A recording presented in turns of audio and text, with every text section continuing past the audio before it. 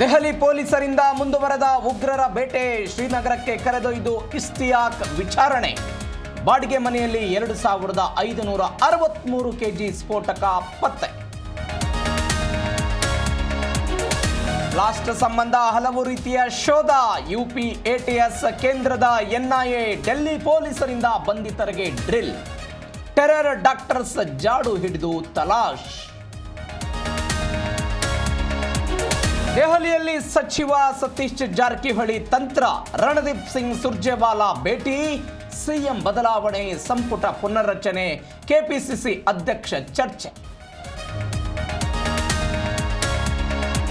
ರಾಜ್ಯ ಬಿಜೆಪಿಯಲ್ಲಿ ರಾಜ್ಯಾಧ್ಯಕ್ಷ ಕ್ರಾಂತಿಯ ಸದ್ದು. ವಾರದೊಳಗೆ ವಿಜಯೇಂದ್ರ ಭವಿಷ್ಯ ರಿವೀಲ್. ವಿಜಯೇಂದ್ರ ಬದಲಾವಣೆಗೆ ಪಟ್ಟು ಹಿಡಿದಿದೆ ರೆಬಲ್ಸ್.